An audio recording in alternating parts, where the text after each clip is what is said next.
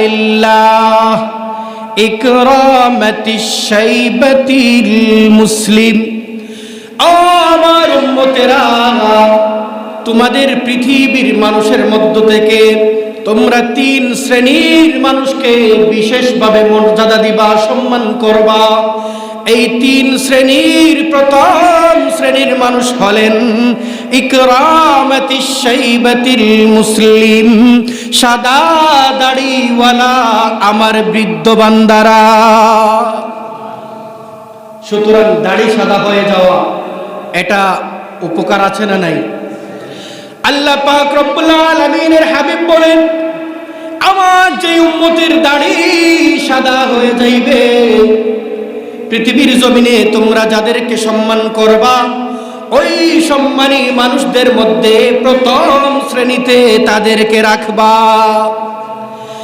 এরপরে 2 নম্বরে রাসূল কারীম বলেন, ওয়াহামিলিল কুরআন। আর 2 নম্বরে তোমরা তাদেরকে সম্মান করবা। 2 নম্বরে পৃথিবীর জমিনে সব থেকে তোমাদের কাছে সম্মানীয় মানুষ তারা যারা পৃথিবীর জমিনে হামেলে কোরআন, অর্থাৎ কোরআনের হাফেজ আর আলেম হয়েছে। এরপরে রাসূল কারীম বলেন, 3 নম্বরে তোমরা সম্মান করবা ওয়া ইকরামাতিশ শাইবাতি ওয়া ইকরামাতিস সুলতানিল মুকসির। তোমাদের মধ্যে তোমাদের যারা শাসক হবেন, তোমাদের গোত্রের যারা নেতা হবেন, তোমাদের সমাজের যারা নেতা হবেন, তোমাদের দেশের যারা নেতা হবেন, ওই নেতাদের মধ্যে যারা ইনসাফকারী, ওই নেতাদের মধ্যে যারা ন্যায় পরায়ণ রয়েছেন, ওই ন্যায় পরায়ণ ইনসাফবান শাসকদেরকেও তোমরা সম্মান করবা। তাহলে এই হাদিস থেকে আমরা জানতে পারলাম রাসূল 3 শ্রেণীর মানুষকে বিশেষ সম্মান করতে বলেছেন।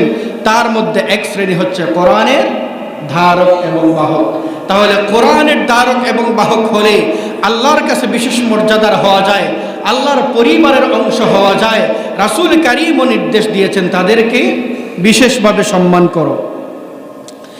এরপরে রাসূল কারীম সাল্লাল্লাহু আলাইহি ওয়াসাল্লাম বলেন, যে ব্যক্তি পৃথিবীর জমিনে কোরআনে কারীমের হাফেজ হয়ে যাবে, আল্লাহ পাক রব্বুল আলামিন কাল কিয়ামতের দিন তাকে বলবেন, ইকরা ওয়ারতাকি, ইকরা ওয়ারতাকি, তুমি যতটুকু জানো তা পড়তে থাকো। ওয়ারাত্তিল কামা কুনতা তুরাত্তিল ফিদ দুনিয়া, দুনিয়ার জমিনে তুমি যেভাবে ধীরে ধীরে কোরআন পড়তা, ওইভাবে কোরআন পড়তে থাকো। যদি কোরআনের ৬,২৩৬টি অর্থাৎ পুরো কোরআন তোমার মুখস্থ হয়, তুমি 1 আয়াত পড়বা, 1 তলায় উঠবা, 1 আয়াত পড়বা, আরেক তলায় উঠবা।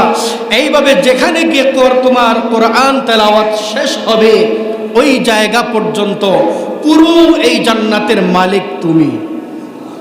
সুবহানাল্লাহ। রাসূল কারীম সাল্লাল্লাহু আলাইহি ওয়াসাল্লাম বোঝাতে চাইলেন, ফাইন্না মানজিলাকা ইনদা আখিরি আয়াতিন তাকরাউহা, তুমি শেষ আয়াত অর্থাৎ বিসমিল্লাহির রহমানির রহিম থেকে শুরু করে মিনাল জিন্নাতি ওয়ান নাস পর্যন্ত পুরাটা যদি তুমি পড়তে পারো, এই পড়ার মাধ্যমে তুমি যেই পর্যন্ত পৌঁছবা, এই পুরা জান্নাতের মালিক আল্লাহ তোমাকে বানিয়ে দিয়েছে।